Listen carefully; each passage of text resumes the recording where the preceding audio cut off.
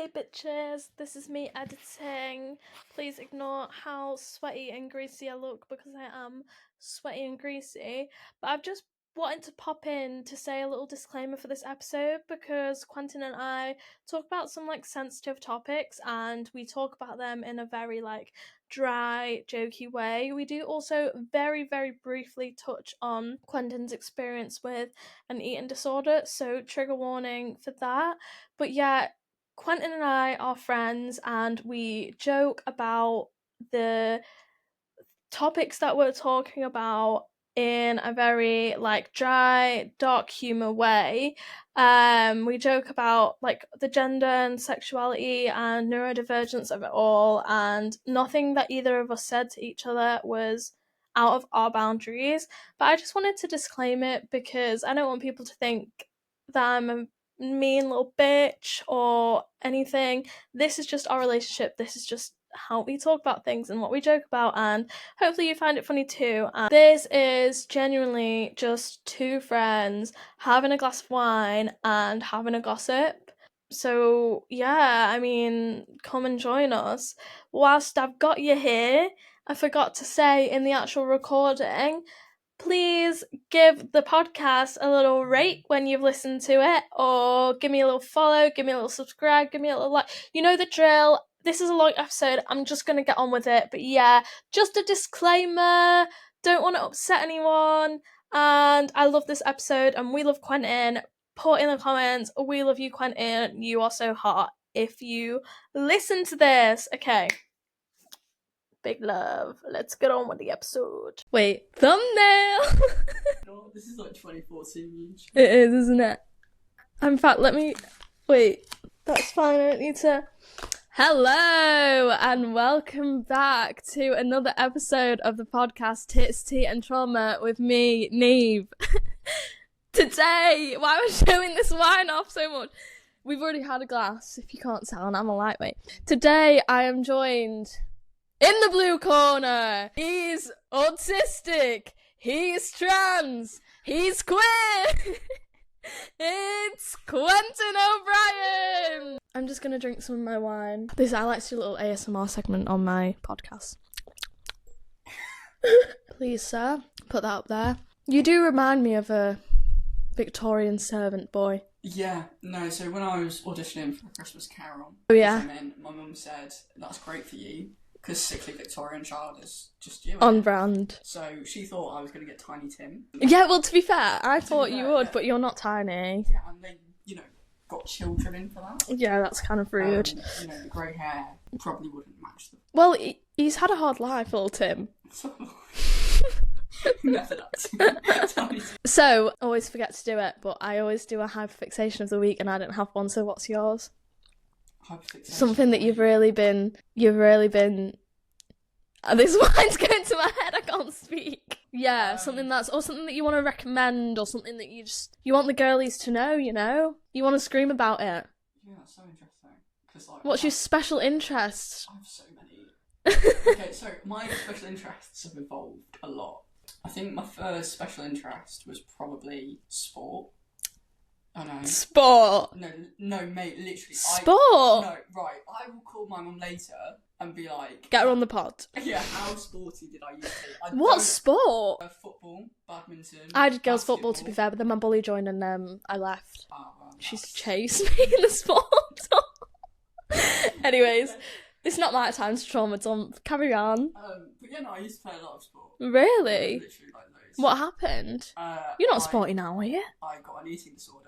Oh, okay. I got way too skinny. You've got to drop that one in, haven't you? It's only been fucking 5 minutes, Jesus. I got way too skinny. Trigger warning. Didn't eat enough, and then sport just... It was a threat to life. Yeah, and then it was Rubik's Cubes. Yeah, I was going to say, I'm going to have to cut this out. I was going to say that is so autistic. Cut that! Then it was Alan Turing. What did he do again? The gay one? Literally, Manchester. And you don't know who Alan Turing is. Was it something to do with HIV? Oh no, he died of HIV, right? No. Are we on about the same man? He killed himself. Oh, he killed himself. Supposedly, I don't know. Oh, what else did he do? So he wasn't queer at all? No, he was. Oh! Wait, you can't Be a confused scientist. Well, no, because you literally are.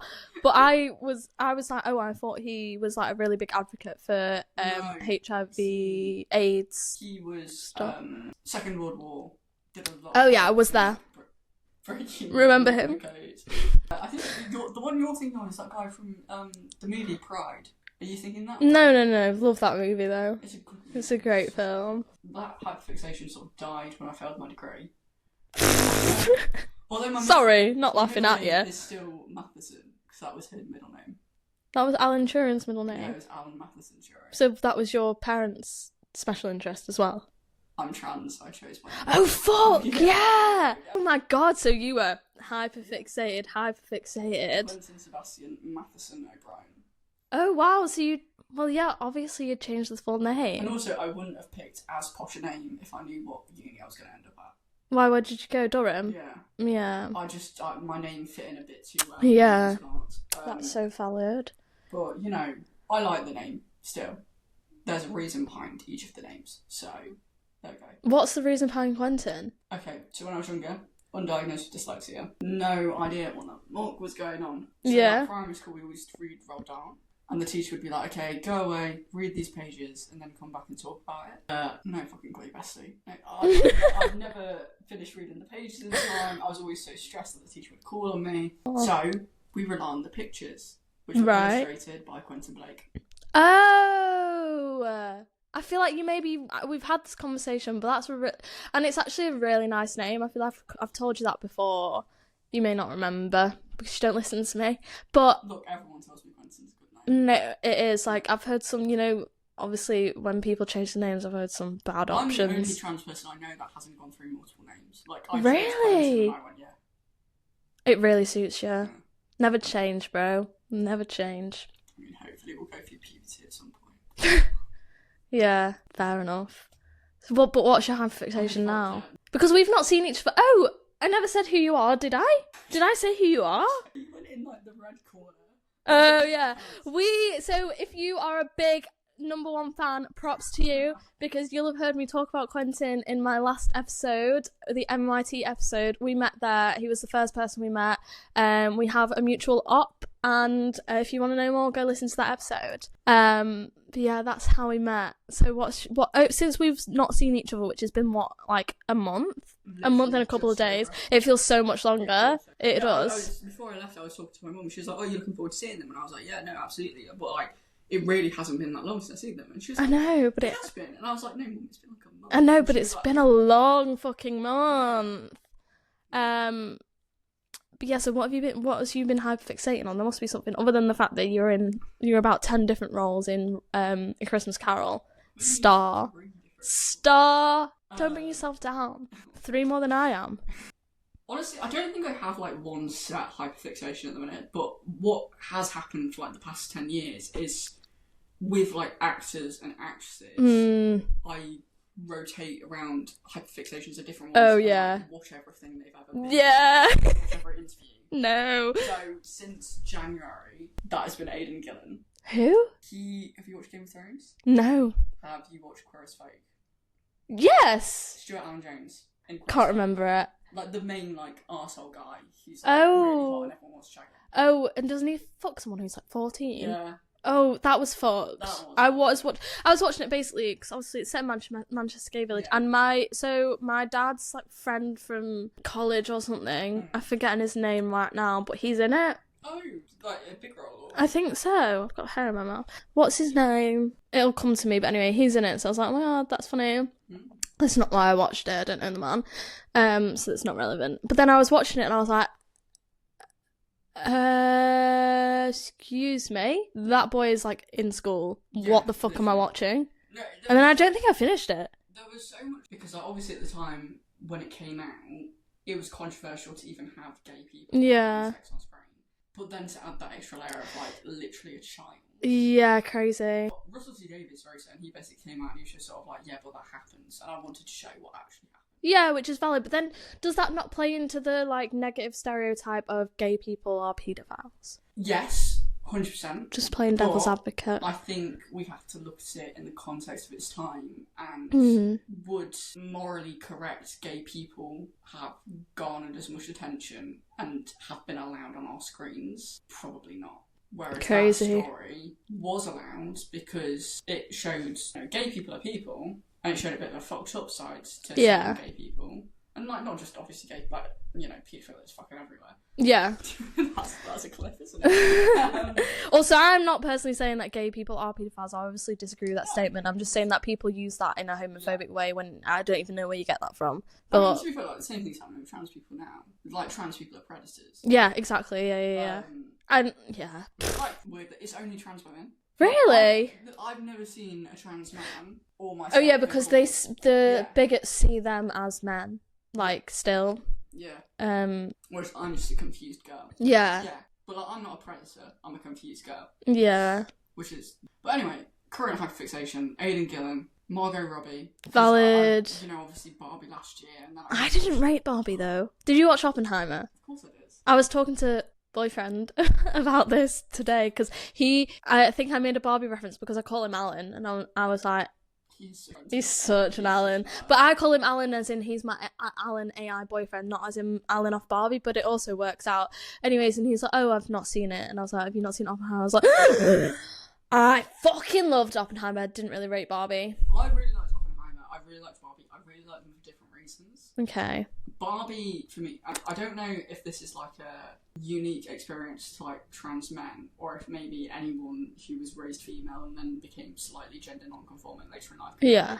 But seeing girlhood celebrated, and the fact that it's constantly put down to be like addressed in a Hollywood movie that is more than just a scene, but literally like basically a whole fucking movie about it, to me was brilliant. And then again, like very personal to me, but then to have that juxtaposition of like the Kens being like manly men, yeah, which when I first came out is very much what I was convinced I had to be. I think that's maybe why it hits for me. Yeah, that's valid. For me, it was too like on the nose. Like it was telling me things I didn't like. I didn't need to know because that was my experience. Think about all of the people that need. Oh yeah, no, I know. But then I also think all these men sat here watching this movie and they're gonna be like, "Fuck, that changed my perspective." Like I just didn't think it was done in that way. I think, and like I have seen quite a few men in my life go from, and obviously a lot of this is to do with like, the households they were raised in and stuff. Yeah. But I've seen quite a few men in my life, just from stuff like Barbie and through stuff on Twitter and through just slow sort of education, go from I hate women to I was such a prick. Yeah. So no. I don't think it's earth-shattering, groundbreaking, going to change the entire world. No. But there are men like that who genuinely do not see women as people, so... He's never going to watch that and change his mind. But there are going to be a lot of young people out there, like, it's women with internalised misogyny, men with misogyny, who it might just shift their perspective a little bit. I think I would need to watch it again and watch it with new eyes, because I watched it after Oppenheimer and I was absolutely enamoured by Oppenheimer. Like, it was one of the best films and best cinematic experiences I've ever had. So then going into Barbie, and I was like, I was with my friends George and Anita kept laughing and it kept like triggering me. Because I was like, stop laughing so loud! And then George was there, like, he wasn't really rating it, I could feel his vibes. And then I was just, and like, we tried to have a little drinky drink, and I just wasn't feeling the alcohol. See, I find that every time I watch it, I like it. Okay. Like, every time I watch it, I see something else in it that I'm like, oh, that's really cool. Like, even like, Kate McKinnon's character, is it Weird Barbie, or Ugly Barbie, or whatever? Yeah. But, like, most recent time I watched it was literally, I think, Wednesday. Oh, you have, like, you're a Barbie stan, you've got a t-shirt. Yeah. You used to wear it. Yeah. Is it I Am Knopf? I Am Knopf, yeah. Yeah, alright. Wasn't asking. No, but like, I watched it on Wednesday because my mum hadn't seen it yet. So me and my brother sat down and were like, you need to watch this. And she was like, oh, it's alright. And I was like, you're wrong. But okay. But like, Kate McKinnon's character, this most recent watching, was the one where I was like, holy shit, yeah. Weird Barbie. I like Weird Barbie. Yeah. I think some of it was really funny and some of it was really good. For those people who are watching on the YouTubes, we have had to do some lighting stuff. That summer is over. Because it's fucking dark and depressing. What time is it? It's like probably like half. What time did you get here? 6:30. Probably like 7:30. That's so depressing. 8. That's why I'm going to Thailand, baby. That's better. That's low. You're so right. So, this is my first podcast, baby. Isn't it? What was the last podcast you did 100 then? moments that wrote computer science. Oh yeah, but what was that for? So it was one that my uni did. Sit closer to the microphone, babes. It was one that my uni did, hosted by one of our professors, and for the second season, they put out a thing being like, hey, if you liked the first season, you can like co-host the second season. Oh, so you were the host? Well, sort of. There's a fly on you.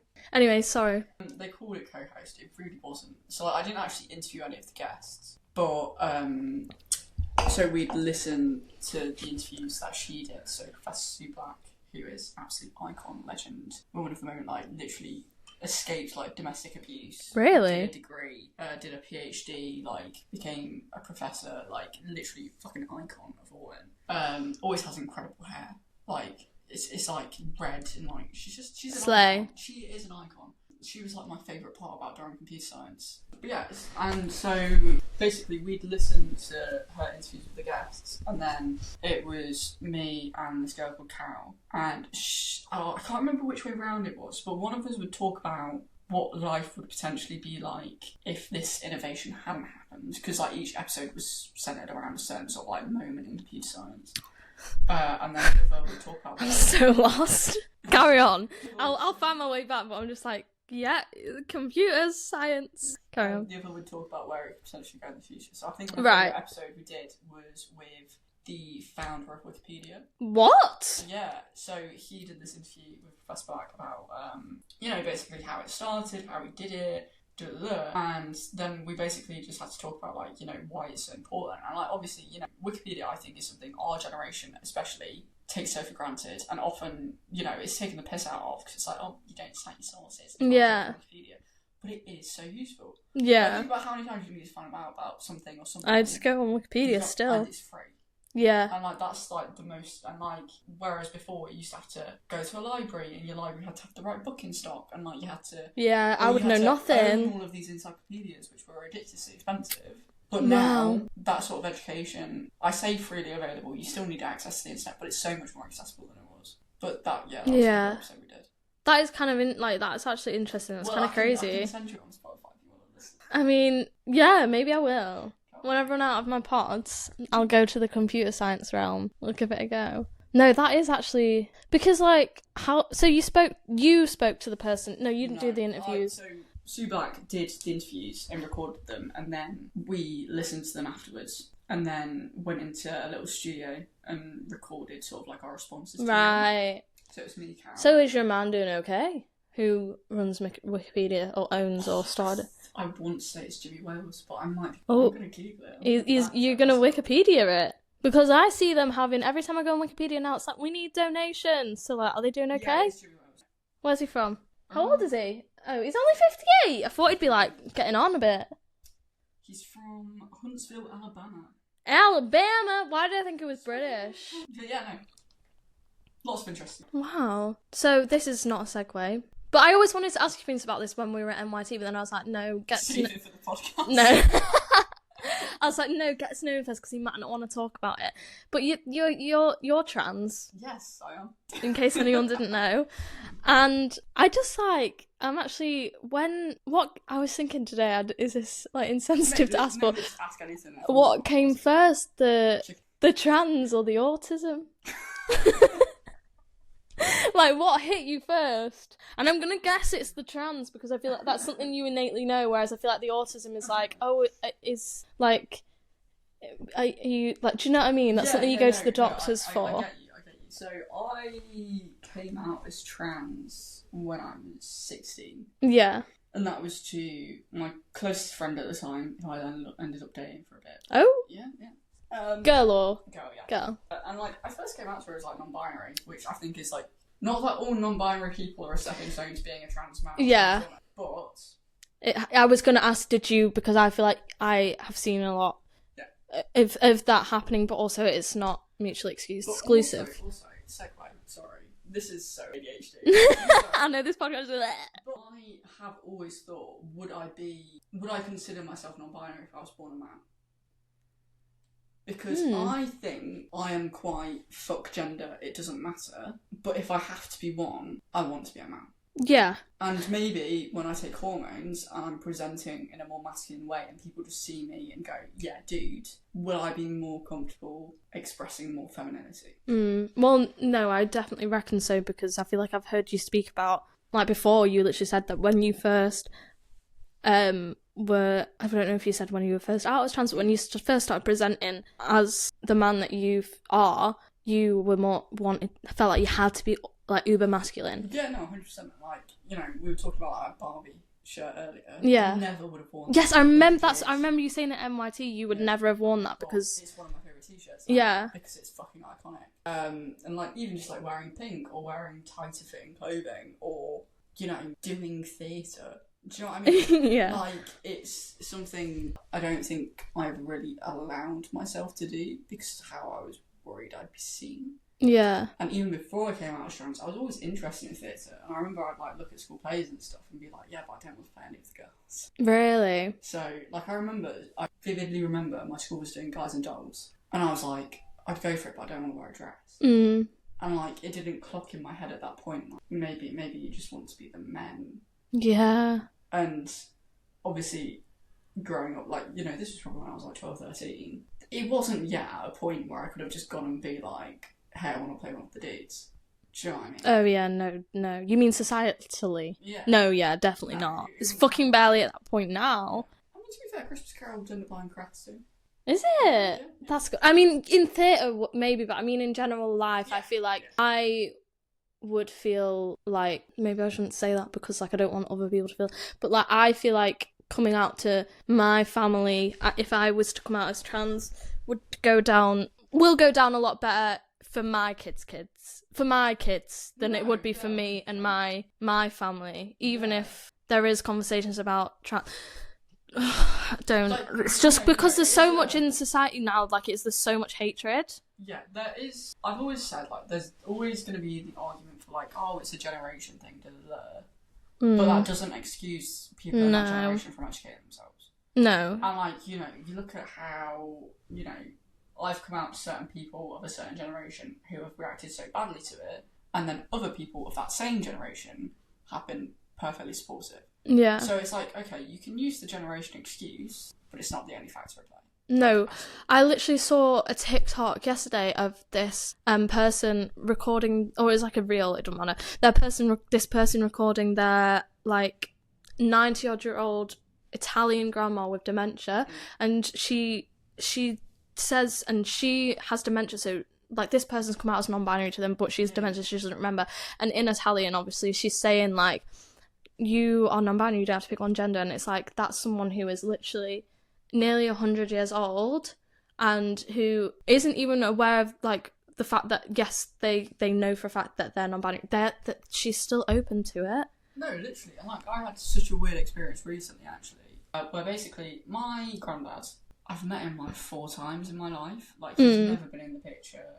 My family's just a bit weird, I don't know, but he recently, so he normally lives in Canada, and like he recently came back, and we just sort of found out he was over here, and so I went to go see him for a bit. And he hasn't seen me since I came out, so he's never seen me with short hair, dressing like I do. And my mum was with me and sort of, you know, said to him like, "Hey, Dad, like this is da-da-da, but it's not anymore. It's crazy." So he didn't know. He didn't even know. So it's like he's never here and also no contact. Right. I'm like, you know, I've never fallen out with him. He's not a particularly nice man, to be honest. Like, that's fine. You can put that out there. He's right. technologically inept, and my mum would agree with me saying that. Okay. But he's not a very nice man. But like when he's over here, if we see him, and we're civil to him. But what really shocks me about that is because I know he's not a very nice man. So when my mum's explaining to him the whole trans thing, he's just sat there and he's like, "Oh, so you're a free spirit?" And I was like, "Yeah, I guess." And he was like, "Okay, cool, you do you." And I was like, "Oh, okay. What's going on him?" Who are you? And where's my granddad? But yeah, no, that's crazy. Like, and like, So again, going back to the generation thing, no fucking excuse. But that's why the thing with transphobia, I mean, I can't speak too much because I am not trans, but it literally is just a bigot thing. It's like all the people who used to be homophobic and now like would get like shunned for that are like, well, here's a group of people that are vulnerable and we can hate on. And this is why it infuriates me so much when even people our age, we talk about, they're like, oh, I don't really get it. And I'm like, well, yeah, of course you don't get it because you're not trans, but that doesn't mean that it's not real because you don't understand what it's like to be gay, do you? You don't understand what it's like to be a lesbian or bi, but you don't have a problem with that. Why? Because you've been told that you're not allowed to not have a problem with it, whereas trans people don't have like the level of transphobia and anti-trans like news and media is insane. Like, yeah, no, it's I'm ironically gonna paraphrase J.K. Rowling. Okay. Which is, you know, just shows, because I have so many thoughts and feelings about J.K. But she basically, I remember she spoke about something once where it was basically like, you know, if you grow up in a household that isn't great, so whether that's like your parents or like your grandparents or your siblings or whatever, then there's an age that you get to where you can't blame that anymore. Okay. So like, you know, if you grow up in like let's say we have a guy called Frederick and he's hit every day by his dad.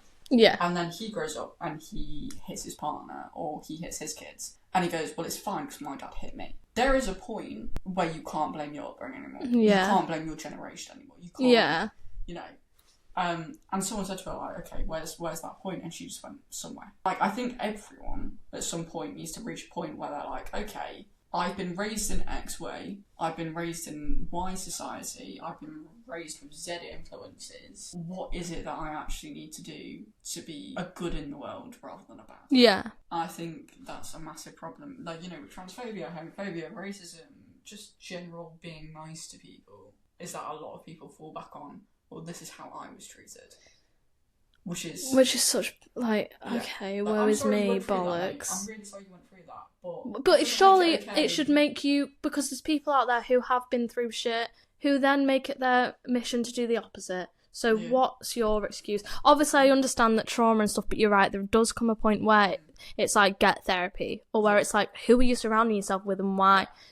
But that's why some people will never get out of it, because they'll never surround themselves with the right people to make them see outside of that mindset. Yeah, no, 100%. Like, you know, I'm not very happy with the person I was when I was 18. Like, at all. Like, if I could go back in time, I'd punch him. But something happened, and then that was a tipping point for me to go, actually, I'm a dickhead. Maybe we should stop being a dickhead. Fucking valid. And, you know, I'm semi-happy with the person I am. Yeah, it's always good for that to happen when you're younger as well, because, I mean, my dad's not a dick, but for him, this is like, I don't know why I'm speaking about this actually, but we went on holidays together and he was like, we were chatting about, you know, I was basically chatting about how he needs to make sure he keeps himself safe because he's the only parent that I've got. And he was like, do you know, I never had anything bad happen in my life until my granddad died, so mine, because he found him, my mum's dad, and he was in his 40s. And I was sat there at 24, like half that age, thinking, everything he's been through, I've been through. Yeah. And it's just mad how, I don't even know if this is relevant what we were saying, but like how different things happen. Like, we're lucky that we've been through shit. Even though it's hard at a younger age, I'm glad that we've been through it now because we can be better people from earlier and we can help others to be, I mean, not that I'm a bitch. Like, you're a bitch, but you're lovely. Like, you're not, mate, you're not a bitch. You're a lovely bitch. I have things to work on. We all do. Yeah. We all do. I know. There is no perfect person. So, apart from David Tennant. Okay, valid. Yeah, he is. He is. So was there ever a point, and I'm guessing the answer's fucking no, because the answer's fucking no for me and my sexuality, but do you remember there being a point, or do you remember the like eureka moment of like, oh, like, I'm a man? There wasn't a set point, but there was like a series of events. So, like I said... Series of fortunate events, some may say. So I came out as non-binary, and that very much came from I was going through puberty, and I was not happy with it. Yeah. And it was all very confusing, and then, you know, I started just coming across stuff online, and people talking about binders and stuff like that, and I was like, oh, that could help me, so then I started wearing binders, and I was like, okay, this makes me feel a lot better. Fantastic. And then came out to my best friend at the time, and she was like, brilliant, okay, do you want to like choose a new name? And I was like, no, I think I'm okay right now, but can you use they them pronouns? Yeah. The same best friend, we then started dating, and at the start she was calling me her girlfriend. Okay. And because we talked about stuff, and I was like, partner to me just feels weird. Right. It feels, to me, no hate to anyone at my age that uses it, but partner to me feels like I'm middle-aged. No, I was going to say, Partner it is does. what you call your boyfriend, girlfriend when you're 40. Yeah. That's no. in my head, that's my experience. I agree. That's like civil, like, partnership, exactly. You know? So, we went with girlfriends, and then I was like, oh, this is icky. Don't like this. Can I ask, was she bi? Or... She referred to herself as Quentin sexual. Okay. She had never really liked anyone before me. That was... So, she, before you... Oh, she hadn't liked anyone before you? Ever? Or at least that's what she told me. I don't know. Maybe she was trying to make me feel special. I don't know. But no, she was basically just sort of like, I've never really liked anyone before you, and I liked you when you were a girl, as in like, you know, when I was presenting as more female, and I like you now. And if that makes me bi, then that makes me bi, but I just like you. Mm-hmm. Which honestly, to me, as a trans person, basically asking for reassurance of like, you started dating a girl and now you're not, are you sure you're okay with this, was the fucking perfect answer. Yeah. Yeah, 100%. But, you know, so, I'd love that. Need sexual, that yeah you are, bitch. Don't look at anyone else. Literally, it's grand. It's like, I was just sort of like, no, she's mine. But yeah, so we talked about it a bit, and then I remember we were on the phone one day, and I was like, hey babe, how would you feel about calling me your boyfriend? And she was like, yeah, no, that's fine. And I was like, okay. And then, maybe this is TMI, maybe I'm going to tell you to call this later, I don't know. But I asked her to call me Quentin during sex. Okay. That's how that started. Okay. I'm going to think that every single time I say your name now. Yeah, but that was brilliant. That was fine. And then... You're like, best orgasm of my life. And then we had a chat one day, and I was like, maybe I might try calling boyfriend Quentin in bed, see what happens. And then she did, and then came out to some more people at school, and... How was that? How was being in school? Did it ever... How old were you then? 16? So, my coming out as trans then was very slow. Okay. As in, like, first person I told was best friend that then turned into girlfriend. And then it wasn't until the end of sixth form, so like basically 2 years later, that Pride Month I put on my Snapchat story, hey, I'm trans. Not the Snapchat story, Literally, that's crazy. Hey, I'm trans, my name's Quentin, this is my new Snapchat account, because obviously Snapchat never used to be able to let you change your username. I don't know if it does now. I don't know. But at least at the time, you can't change your username. Right. So you were Snapchat official? Yeah, and then I got to my leavers. So basically, between finishing my exams at my leavers prom, Pride Month, I go, shock horror, you know, I'm trans, and everyone's just sort of like... Yeah. But also, like, everyone's really supportive. Okay. And then I get to my leavers prom, and my head of sick had this, like, tradition of doing this thing where he basically wrote a speech taking the piss out of everyone, and he'd always take the piss out of the couples. Right. So me, current girlfriend, he was like, oh, and Quentin, and referred to me as Quentin. And I was like, huh? That was really nice. I was worried that was going to go somewhere bad. No, like someone had obviously given her a heads up, and that was really sweet. So I hadn't told him. And Hannah, who was on the sort of planning committee for the prom, messaged me off the back of my Snapchat story, basically being like, hey, do you want me to change your name card? And I was like, yeah, that would be brilliant. Oh. But honestly, it was like the best. That coming out was like the best I could have had in terms of just like posting on a Snapchat, hey, I'm trans, my name's Quentin, bye. And then was it kind of people just started calling you that? People just started calling me Quentin. That's crazy. I mean, that's really good, because some people who you just met seem to have trouble understanding the pronoun thing, but we can't talk about them, can we? Yeah, no, it was grand. And then, you know, by the time I got to uni, I was just Quentin. Yeah, that must have felt... Would that feel good? Like, completely knowing that you wouldn't... That was fantastic. Yeah. It made it harder coming home at Christmas. Because my parents still weren't used to calling me Quentin. Right. And obviously they'd known me as dead name for 18 years at that point. So going from 10 weeks in a place where I was just Quentin to all of a sudden, Quentin. And like, obviously, you know, I don't hold that against them, but it did make it a bit more difficult. Yeah. Crazy. Let me ask one piece of advice. What would you give to your fucking 13-year-old self? My 13-year-old self? Christ, I'm such a dickhead. Yeah, valid. 13-year-old self. But maybe not your 13-year-old self, maybe like other 13-year-old you, because I feel like we're pretty chilling, so I feel like I wouldn't like make her change anything. My her. Like, do you know what I mean? My 13-year-old self. I just hit my mic. I think I'd just say you're not broken. Fuck no, we're gonna cry! Don't cry. We're not even a bottle in yet. No, my younger self was very angry, and it's only now that I'm out of it that I know why I was angry, and I was just angry because everything felt wrong, and I couldn't control it, and I felt like I didn't fit in anywhere, and I was never a girly girl, but I was also never one of the lads. I was just sort of You're still not. around. You are girly pop, aren't you? Yeah, but I'm okay being a girly pop now. Which is so good. But also, like, I kind of feel like one of the lads sometimes because I know football. I'm like, I know the offside rule. Literally. I'm like, I watch me and you support Liverpool. Yeah. Hey! But yeah, no. I would probably just say to my 13-year-old self, like, you'll figure it. Don't deep it too much. You're not broken. There's nothing wrong with you. There's nothing you have to change. You just need to go through this and it'll be fine. Yeah. No, it is crazy because I am not trans, but I also sometimes like feel more accustomed. Like I have considered whether I am not do I want to? Yeah.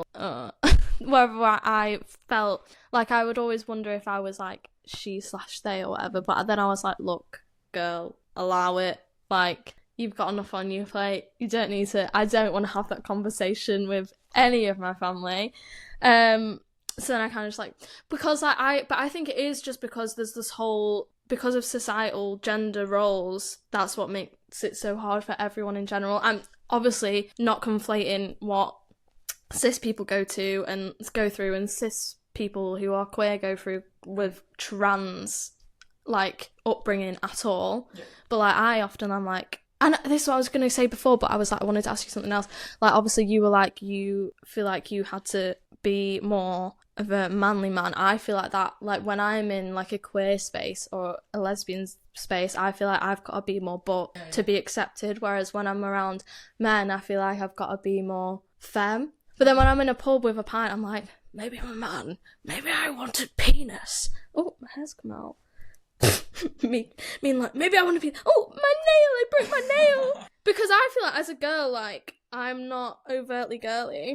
I get you though, and like, this sort of like leads back to what I was saying earlier about like when I'm more comfortable with my masculinity, will I identify as non-binary? Yeah. I don't know, because like there is a very significant part of me that's like gender doesn't fucking matter. Yeah. Just dress how you want to dress, act how you want to act, be who you want to be. You don't need a label for it. Yeah.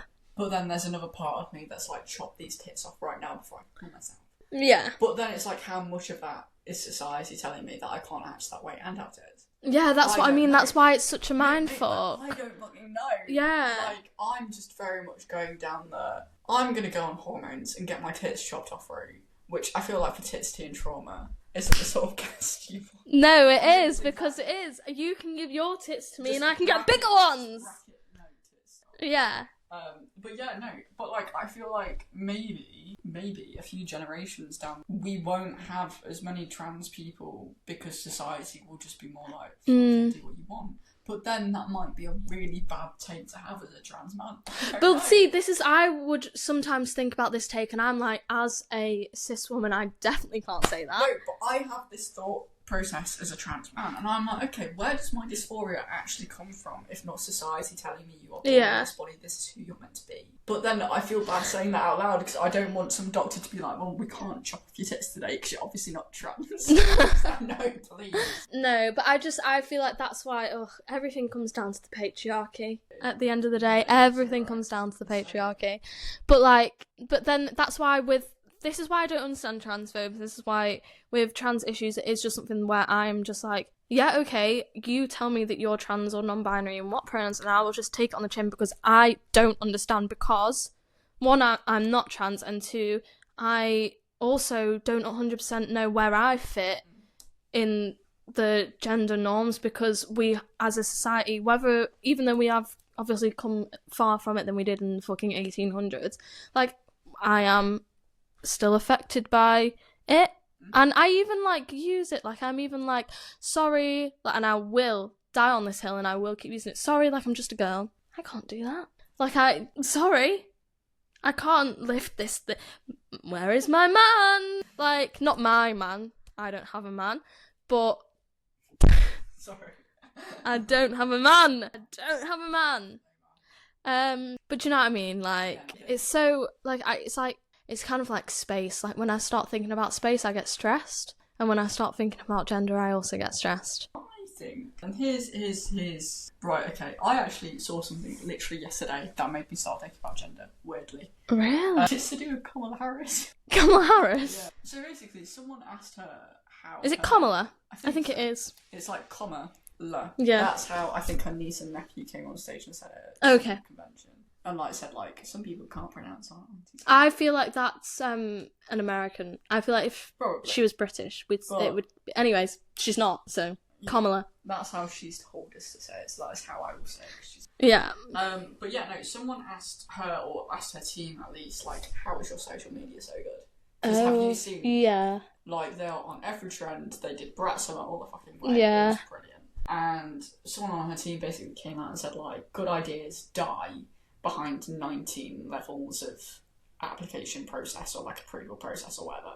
And that was like... Holy shit, you can apply that to a lot of things in life. Like, does deciding my gender and having a label for it give me any benefit, or should I just spend more of my time actually living? That's how I feel about sexuality. But it's easier said than done, isn't it? It is. Because I'll have that thought, and for that split second I'll be like light and airy, and then it'll be like, oh, I'm a lesbian. Do you know what I mean? No, literally, I get you. But like, I try to keep on thinking of Kamala Harris, social media, PR person. And keep on thinking, just sort of like, I do not need to defend myself so heavily. I just need to be happy. Yeah. I don't need a label for fucking everything. Like, am I bi? Am I queer? Am I pan? I don't fucking know. My brain literally 24 hours a day. Who fucking knows? Like I was saying earlier, that like fucking episode of Shit's Creek, where Dave is just sort of like, I like the wine, not the bottle. Yeah. It just relates to so many things in my life. And I definitely like the wine. Sláinte! I hate us so much. Gwitch ní vis anam nom. Is that right? Is anam dom. Is anam dom? I always say nom instead of dom. No, is anam dom. Nom's like French, isn't it? Yeah. Well, you know, I'm multilingual. I can speak French as well. No one's going to understand that little segue. We're Irish. Look at me. I come straight from Ireland. That accent's so iffy. Yeah. Do you know, it's because my friend Nicole decided to move down to London. So now I used to do a really good Northern Irish accent, even though my family's not Northern Irish, so it doesn't match up. Where are your family from? Well, they live in Kilkenny now. Microphone's down. Sorry. They live in Kilkenny now, but I think my granny was born near Dublin. But like she was born in Dublin, but that was the closest hospital for like miles. And then I don't know at what point they moved, because now I'm pretty sure everyone is pretty much Kilkenny. But then I don't know, because they had a family wedding and I had food poisoning, so I couldn't go in Castle. People have weddings all over the shop. Near Ennis, somewhere near where my friend Clare, where my friend Kira's from, County Clare, Castle Connell. I think that's it. Castle Connell. I don't know. To be fair, I don't know a lot of Irish geography. I just know roughly where my family is. Where's yours? So my granddad was from Donegal. Oh yeah, I've been to Donegal. I have. Limerick. Know her well. So I do. I'm so annoying. Sophie! If you're listening, Sophie! I'll send her this clip. Oh, no context. No, it's fine. Like, if you listen to this and you are Irish and you do feel negatively impacted by what just happened, fair enough, fair folk. But my friends love it and they tell me I'm really good at it. I'm just out of practice. No, my Irish friends. I only get approval from the Irish. What about English friends? I don't have English friends. I don't associate with them, unfortunately. Not even one's from Hull. Okay. We're getting on to it. So, this is what I was going to say before. So you asked me, like, where me and boyfriend were at. Yeah. and he might be moving in with me. You're going to Thailand? Yeah, but for the fucking month I'm not, we may be Okay. moving in together. Okay. But he's not my boyfriend. And we're not moving in together. So basically, he wants to move to Manchester, as we know. And he wants He to... hasn't spoken about it. No, never. Never. He wants to transfer his job over here. And obviously, he wants to do that ASAP Rocky because the princess is here and he wants to be... No, you want I'm to, not anyway. even Neve means Irish princess, so if anyone's princess, it's me. My old middle name meant all of Ireland, so I think I win. Well, can I say that? I was gonna be like, well, you got rid of it, so I'm giving it to one of my children. whatever. I respect your new name, so for me, it's irrelevant, yeah? I'm not transphobic. Yeah, so actually, you're not even Irish anymore. Wow. You're not even some of Ireland, you're none of Ireland. My last name's O'Brien. Well, my last name's Rock. Anyways, he's been trying to transfer that over. Anyway, me being the person that I am, he was basically in touch with the manager of the store over here, and he was writing an email. I was like, babe, let me write the email. Anyway, he messaged me today, after, like, not long after I sent the email, and he was like, your email worked, they want me to start Sunday. And we'd spoke the other day, and he was like, if I get this, like, a job transfer and I haven't got my accommodation sorted yet, and I was like, are you trying to ask if you can stay here? Like, yeah, you can, but, like, obviously there's a fucking time limit and I don't want to move in with you. Yeah. But you can stay here. But now, well, he's obviously not doing it on Sunday because that is too soon, but may have to live with me. And how do you feel about Well, that? We can cut this. Just I will not cut anything. I don't know boundaries. If you'd asked me 2 weeks ago, I would have smacked my head against the wall. I said no. So, oh my god, so like, because we were together. So yeah, have I updated you ever since I voice messaged you because of my turmoil? So for like that week after my, and if you are like, who the fuck are they talking about? Go watch my last episode because I talk about it. It's boyfriend. So, can I have some of your fave? I want a raspberry. I'm cutting this. Ooh. So after the events of, you're going to be able to see the fucking vape smoke. After the events of the first time he came, I then went into am I a lesbian mode. Yeah. For the 2 weeks that we were apart, and it was actually harrowing. Like, it was actually like every single minute of the day I was like, am I gay? Like, I just like, and I was panicking, and like I was like, what if I hurt him, and what if I'm gay? And then I just spoke to him and he was like, if you're a lesbian, it's fine, just let me know when you know. And then I was like, okay. Also, I was like, is the sex gonna get better? Now, because I hadn't slept with the boy for years, so it wasn't very enjoyable for me. And I wondered, as you know, whether that was a me issue or a lesbian issue. It wasn't a you issue. Do you think it was a lesbian issue? It was me that. Okay, yeah, I'm Like, not from gonna... what you told me. No. It was very much a him issue. No. I think... No. He's an angel. Don't. I love him to pieces. This is going in. I'm gonna have to cut this. No, you're gonna have to cut this, but like, Bessie, like, on a real note, he just didn't know what the fuck he was doing. No, he didn't, because... Oh, So no, it's not I a you can't. issue, it's not a lesbian issue. I think it was both of our issues. Let's be diplomatic here. It was both of our issues. Yeah, so anyways, it wasn't a good, like, it was just, fuck, if any of my family's listening, I hope you're not, but it was a difficult one for me. I'm not going to go into the details. So I was like, well, like, what if we do it again and it's just as bad? And then he's here and he's not got a return, and like, so I was stressed, and then he came, so did I. Well, that's good. That's good. No, but like, yeah, he came back and it was good. Well, I'm glad that's... And now, no complaints from me. In fact, usually I have a problem as a woman. I finish really easily and really fast, and I can finish from just penetration. I'm going to see why that's... It's a problem because it's fucking embarrassing, and I'm going to speak out about it because there must be other people out there. But, like, because I'm talking, like, a minute. Okay. As a guy... Yeah. It's hot. I'm not going to lie. Because, like, right... No, but listen. It's not like when when a cis guy comes and then it's over. No, it is. That's my problem. I was just about to say... No, but you need time to recover, but, like, it's much less... No. What? Like, when I'm like, oh... well, get off me now. It's like, the second I finish, I'm like, well, I don't want to be touched. Get out of me. So we've had to become...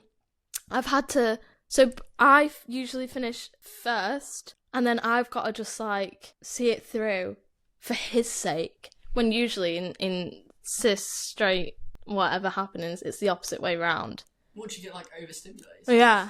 Does he, like, slow down? What do you mean? So, like, you come, right? Yep. And then you're overstimulated. Yeah. That's the point where he should slow down and build you back up. But I don't want to, because I'm bored now. Like, I'm lazy. I want my cake and I want to eat mine and not help anyone else finish theirs. I don't know what to suggest there, Bestie. Yeah, we could try again. Like, I would, like, say... Yeah, I can go again after a break. What's your, like, recovery period? Like, well, I'd say if we're going off, I'd say, like, 20 minutes, half an hour. Yeah, I'd say 20 minutes. I've always been told I have a really fast recovery period. What's yours? Like 30 seconds. What? Literally. That's not a recovery period, that's just keeping on going. My exes used to get really annoyed because, like, I'd be done and then I'd be like, okay, ready to go again. Wow, I need some of that. Because... I mean, it's fine, like, I'm glad that I can finish so easily. Even on antidepressants, like, I know, I'm a superwoman. Have I ever told you when I was on antidepressants? No. I couldn't come for 2 years. Oh my god. So, antidepressants plus traumatic event plus really bad breakup just meant I literally could not come for 2 years, even when it was like a solo mission. That's horrendous. It was literally ridiculous.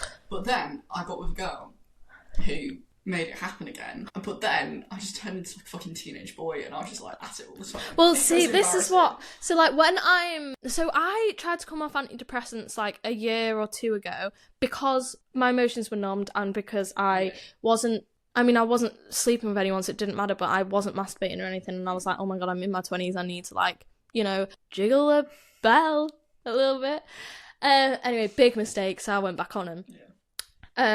And then, like, and then I didn't sleep with anyone until boyfriend for, like, over 2 years, but I would think about sex a lot. But I literally said to him, like, at first, like, I am, like, so, not frigid, but so, like, I'm not just gonna fuck anyone. But once you break that barrier and I'm comfortable and I'm confident with you, I'm like we'll just be eating tea and I'll be like, so, blowjobs. which is just like... I think that is a thing though. Like, I found that, like, whenever I'm with someone new, there is, like, this period of, like, I just want to have sex all the time. Well, I think I've never not been in a honeymoon period because my relationships haven't lasted long. I see. I've been in, I'm going to say, like, 2 relationships that, like, got out of the honeymoon period. And, like, the first one I was in that got out of the honeymoon period is something like, I was, like, fucking horny all the time because I think I was, like, 18. But, like, it was, like, you know, do you want to? Rather than now. And then the second one I got out of the honeymoon period, and I'm like, I'm starting to understand why there's always a joke on shows of like, oh, we're old, too old, yeah. I'm too tired. And then, so we were together for 6 days, and then we went to see Bailey. Did you see that? Yeah, no, I saw it on your story. So, that was so cute. Yeah, well, we were Bailey's together. in York. Bailey's in York, yeah, well, was. He'll have left by the time this comes out. London. Oh, yeah, no, of course. So we were together...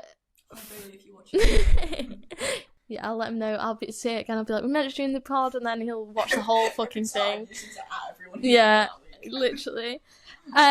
So we'd been together when we went and seen Bailey. That was like our 6th day, and like a couple of days prior, it's so funny. He sent me a meme about last night. Like, he's so cute. Like, he just accepts it. But like, we were in bed like in the night, and he not even in the night. Like, it was like, you know, when you get in bed, and he was like moving, and I was like, can you not move? Like, I'd come home from work, and like, I just need stillness and my YouTube, and I need to do my little OCD routine, and I don't need anything else. And he was literally just like, he says he's got restless leg syndrome.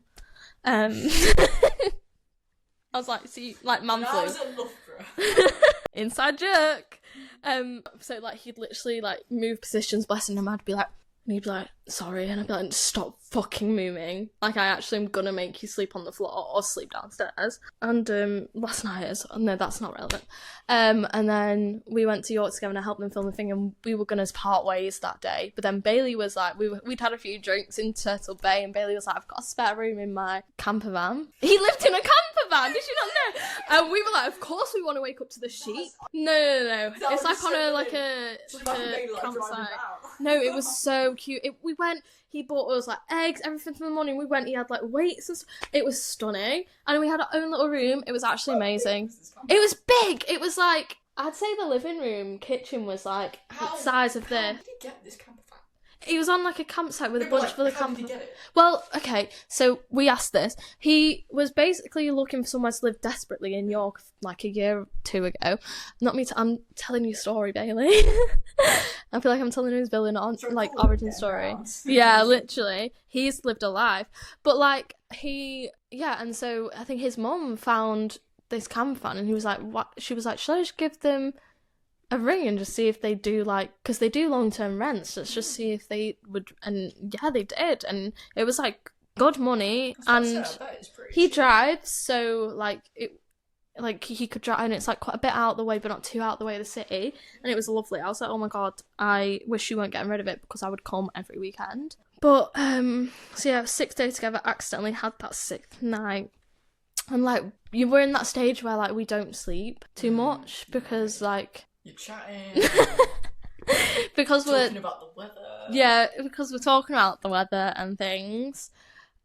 And then he told me something that night. Now I might actually cut this out, and I don't know if I can actually tell you what he told me. And he told me it, and then I was like, okay, not super happy about it, but he was upset. So I was like, 3 a.m. is not the time to like deal with this. And I was like, trying to fight against my BPD to like make it about me or act on my emotion. I was like, look, he's upset, just comfort him, just tell him it's fine. And then the next day we had a nice day, said bye to Bailey, walked around the little Harry Potter thing, went for food in like a really old pub, and then I just brought up the fact what he said to me, and I was like, how did you think I'd react? Like, you really don't need to go into this, do you, girl? And then I didn't like his reaction. And then I was like, why are you reacting like that? Like, do you not care? And then he just, like, went silent. And for me, silence is the worst fucking thing ever. Because my, like, sort of emotionally abusive ex-boyfriend, we would literally be in a room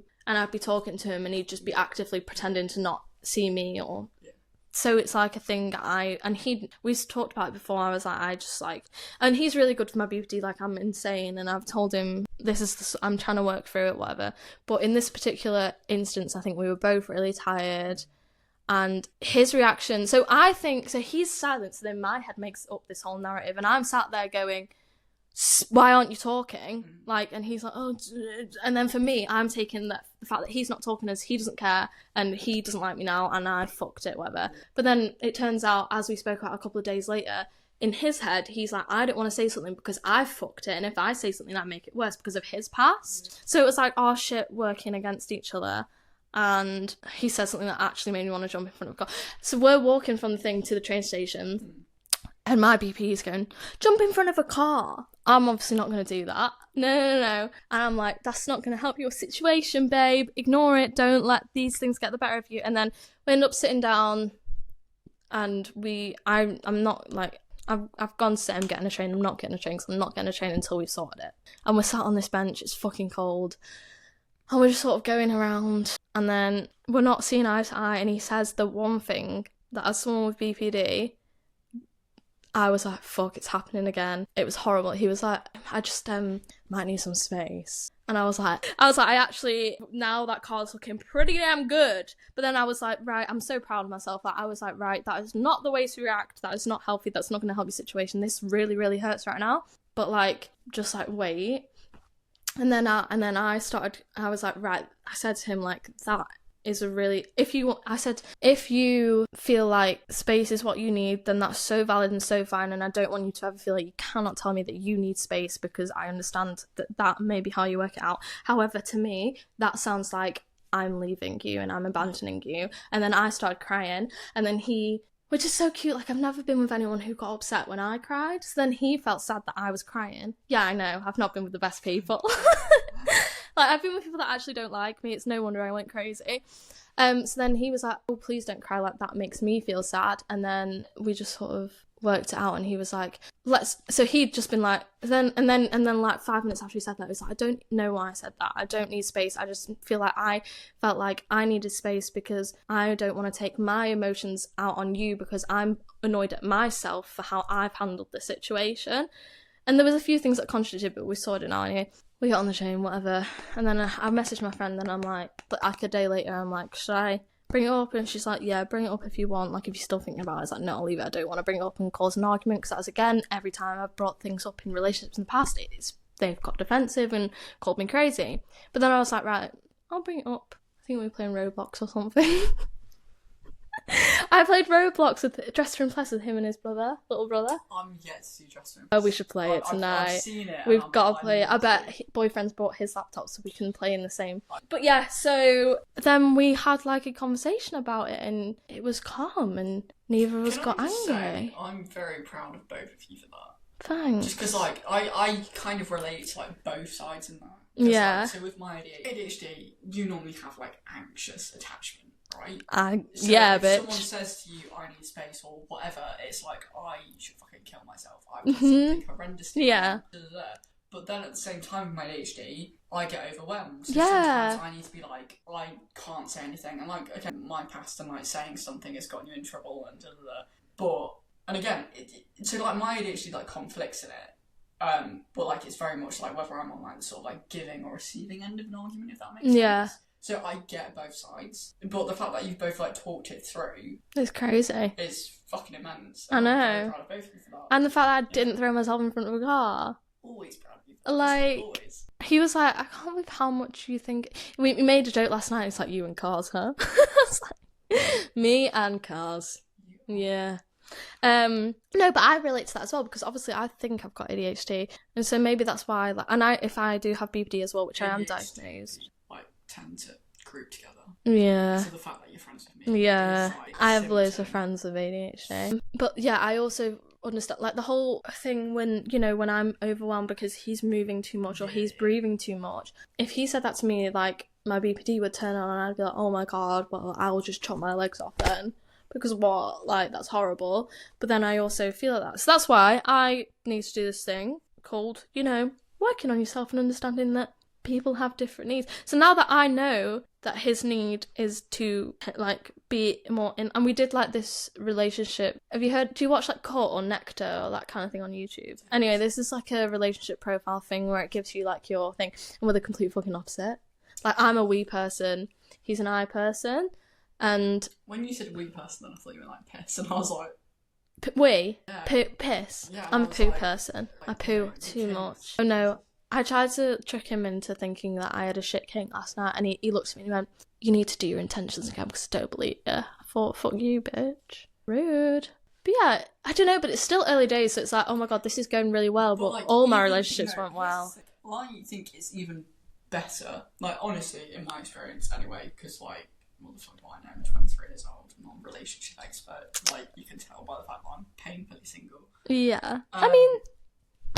doesn't really. Anyways. But, like, even the fact that you're having that conversation early days, I think is just because, like, I feel like, and, like, again, speaking from my own experiences, early days for me is very much the time where, like, you hide everything and you pretend everything's okay. Oh, yeah, I'm the fucking opposite. I'm like, day one, here's my shit. So I think it's really healthy that early days you set those boundaries and you have those conversations because it makes it so much easier later down the line to do the same thing. Do you know what I mean? Because I think back to, like, longest relationship I've had that ended terribly, that was, like, 90% my fault. If I'd have been more honest sooner, would it have ended like that? Maybe, maybe not, but I think... See, I gravitate towards people like you relationship-wise, which drives me fucking insane, because that's, I think, why, like, with me and my ex-girlfriend, I don't like to talk about it too much, because I'm actually going to do a whole episode on it, because I think I ended up being like, I was so toxic in that. But it was because we were so fucking opposite, and anytime I would want to discuss something, she would close off. And then for me, that's like, oh, right, so you're closing off, how do I get a reaction out of you? Because you're not giving me a reaction, which does not fucking work. Like, you both need to, it's fine to be two different types of people, but it's coming to meet in the middle where you say, right, I'm reactive, you need a minute, have your minute, and then we'll talk. Or just tell me. Like, I'm really not asking for too much. I'm just saying, if you say, and if I freak out, that's on me. Fair enough. But if you say to me, I need a minute to process this, you've given me a lot right now, I appreciate it, but just give me a sec. And if, like, and then as me as an adult, a healthy adult, should, hopefully the therapy money's work, be able to be like, okay, here's me giving you that minute. And I think minutes benefit me because of my BPD the second I'm in a negative situation. Like, you know, the whole situation of when we slept together the first time and he was like, I'm going to go now. And then obviously when we were in that...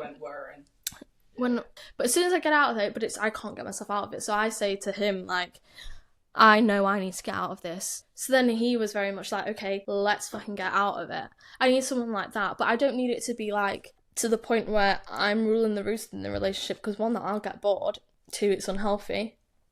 Yeah. It needs to be someone who can give and take. Yeah, no, totally. Like, something I've tried to do in my relationships now is sort of have this thing of like, so relationships I've had in the past, a big criticism of me has been you bring up stuff from old arguments a lot.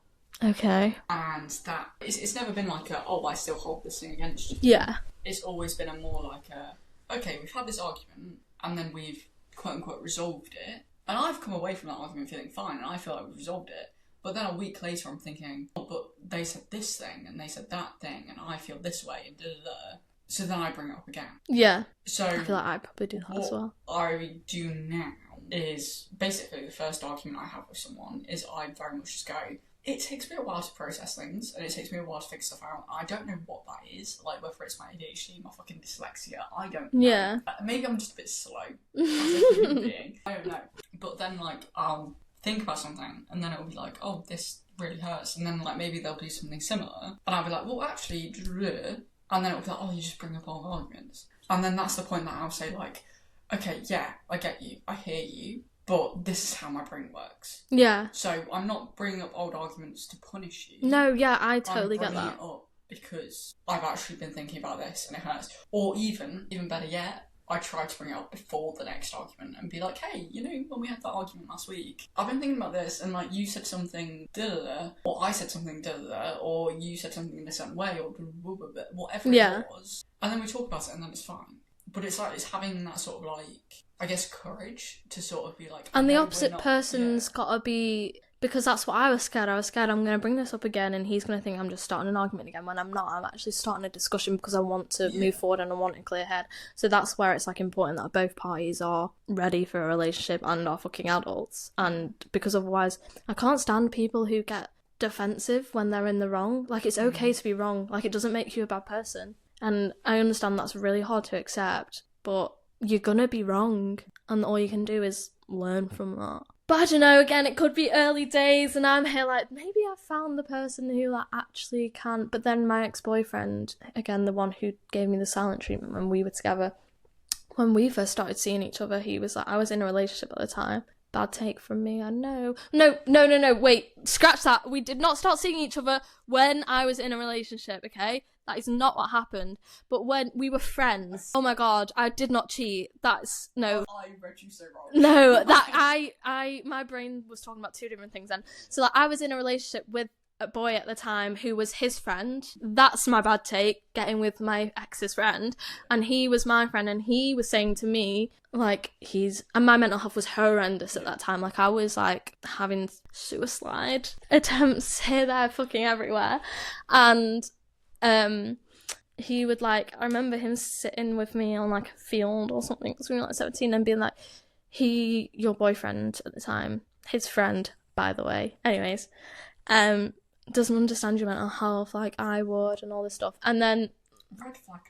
Well, yeah, I know, but at that time I was vulnerable, okay, and I thought, oh, like, you're so right, like, thank you for seeing me. I'm like, I'd just been diagnosed borderline personality disorder, I was like, thank you so much for seeing me. Cut to 2 months into the relationship, he literally weaponizes that shit against me and doesn't speak to me when I ask him what his favourite colour is. Do you know what I mean? I don't know where I was going with that, but that it was a valid rant. No, literally. I don't know. Yeah, toxic relationships. But I'm not saying that every relationship I've had is toxic. Sometimes because of me more, sometimes because of them more, sometimes because we're both young, dumb, and not having much fun. So... Yeah, no, like, you know, saying, like, there's not been a relationship I've been in where I've not fucked up a little bit. But I feel like that's the same for literally everyone. Like, even people who've been married, like, 50 years. But I have also, you know, very first relationship, I fucked up massively. How old were you? 16 to 18. Oh, fuck. Well, yeah, obviously you're going to fuck that up, surely. And that is something we're slowly coming to terms with in therapy. Because I still... Tracy! We love Tracy. We love Tracy. I still very much beat myself up about that relationship because there was so much... And yourself, you're an awful person. That's how I feel about my last relationship, so... But, like, at the same time... Something my therapist said to me the other day, actually, was if we were all judged on the crimes of our 18-year-old selves, I doubt many of us would escape prison. Crimes? Yeah, but she's like, you know what I mean? I won't commit crimes. But, like, you know what I mean? It's just sort of like, when you're 18, and, like, again, it goes back to that fucking J.K. Rowling thing again, of, like, there's a line somewhere. And that line for me wasn't when I was 18. Or actually, it was when I was 18. That relationship ending was my tipping point. Wow. It was the point where I went, okay, maybe things have been a bit fucked up for me so far, and maybe some people haven't treated me the best, and I'm reacting in a certain way to that, and acting a certain way because of that, and treating other people a certain way because of that. But that stops now. And obviously it didn't completely stop. Like, it wasn't like, okay... I'm a new Quentin, it's all sorted now. It's been a process, and like there's still stuff I need to work on. But that was my sort of tipping point into I need to sort my shit out. Yeah. Because I never want to hurt someone I love like that again. No, that's how I feel about my recent relationship, because obviously with that, like, I thought I'd done the therapy, I was on the antidepressants, I thought I know what I did wrong in those past relationships, let's not do it again. And then I did it again tenfold. Yeah. And I'm not saying that I was the only one in the wrong in that relationship at all, but coming out of that, the guilt that I felt, I still think about it, but I think I only started to, like, not beat myself up about it in recent months. Like, it's been 2 years. Because I did things and it's like, oh my fucking God, that's insane. Yeah. Like, why would you do that to someone? Yeah, not very good. I didn't, like, I'm making it sound like I fucking tried to run over a car. Me and cars, eh? But, like... Yeah, I don't know. Yeah, no, but like, I get you. Like, so we broke up at the start of 2020, like just before the pandemic. God, you're young! I know. And it was probably only this time last year that I even started to forgive myself for it. So a good 3.5 years. But your therapist is so right. Like, imagine... if our parents were beating themselves up about stuff they did when they were 18. Like, this is the thing with being young and just living, is that, like, and I think about it so much, and it's made me come to peace with things a lot easier. We are all only doing things for the first time. Yeah. So, unless you've done the same thing multiple times, then it's like, yeah, get help. But we both do. You're in therapy. I have been in and out of therapy. All you can ask of people is that they do the same. And you've got to give that grace to other people as well. That's why I find it hard to, like whenever... Anyway, I'm going on such a tangent because, like, how we've been recording for, like, an hour and a half. Jesus, really? Yeah. This is going to be a long episode. It reminds me of a Franz Kafka Quote. I can't speak. Has he got good quotes? Probably. The man's a legend. Slay.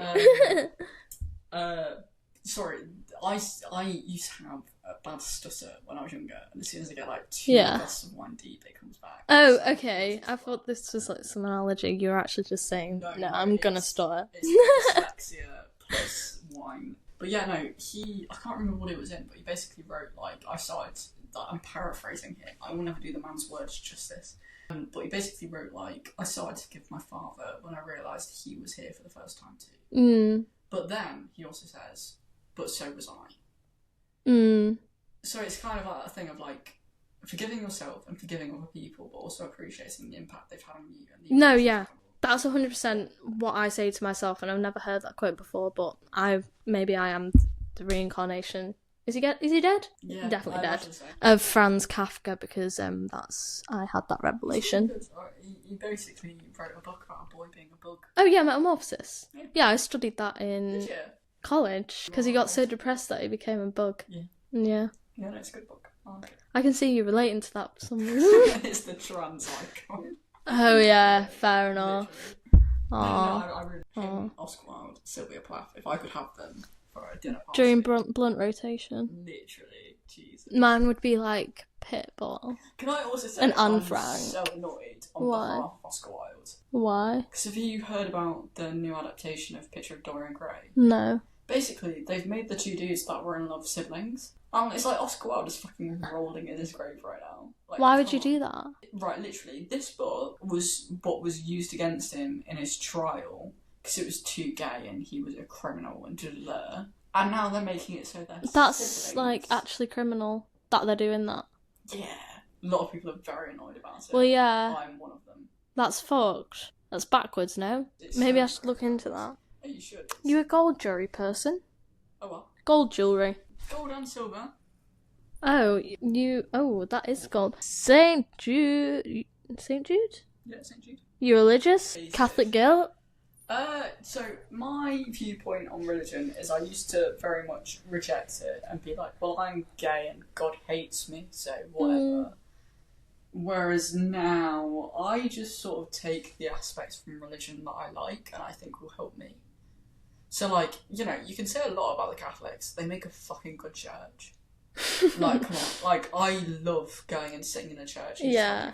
We did, boyfriend and I did that in York. Yeah, I lit a candle for my mum and then we just sat. And then this is, so St. Jude is the patron saint of lost causes. You. No, literally. But, like, his whole thing was, like, basically all of the miracles he performed were basically things that were deemed to be a lost cause. And then he sorted them out. That's so sweet. So I got this when I got let go from my job. Oh. Like, I failed my degree, got fired off my grad scheme, and I wore this to my NYT audition. And I've basically been wearing it every day ever since. No way. It's not going awfully.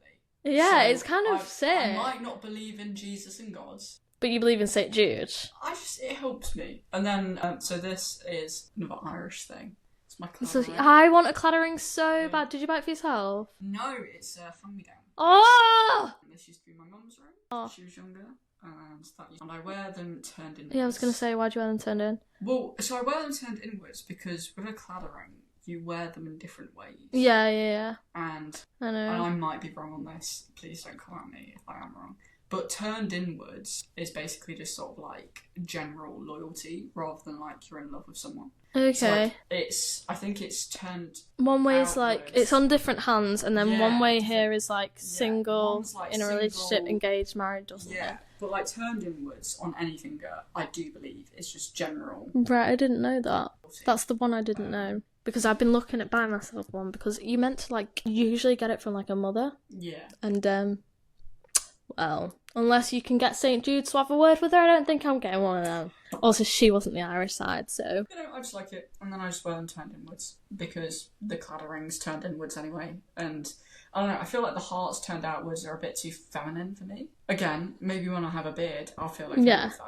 But also, I think it would look weird if it was just like one gold band and everything else turned outwards. So I just wear them all. I don't think it would look weird, but also, like, I think fair the enough. thing is, like, it's just for me anyway. Yeah. Like, I'm wearing them for me. See, I would wear my claddering out just so that people would be like, "Are you Irish?" And I'd be like, "See here, have I got a story for you?" What's the review on the Kylie Minogue rosé? It's pretty good. It's I nice, like isn't it? I feel like. Is it worth £10? I don't know. I mean, that rosé that I've got back there is £8. And, oh my god, you've drank a lot of that. I have drank like so much less than you. Yeah, well, I'm Irish. I'm Irish as well. Right, okay, here's my one criticism. He's fucking drank nearly the whole fucking bottle. It's been an hour and a half. I had a tiny glass. So my one criticism of the Kylie Minogue one is that I expected it to be a funky shape. Cause like, so we've got like the little sort of signature inscription here, but I don't know, I feel like it could have been a better shape. I feel like Kylie Minogue should have really designed this bottle better. No? Make it a fun shape. How much involvement did she have in it? That's what I want to know. Fuck on. I'm yet to try the Snoop Dogg. Oh yeah, I've also not tried that. Snoop Dogg. I feel like we've chatted enough. I feel like I need to have a wee and refill my wine, but I don't want to get too drunk on the podcast because I clearly can't firm it like you. Oh, and my phone has 20% remaining. Thank you so much to Apple for being able to connect my devices in order to tell me that. So thank you so much for coming to the podcast.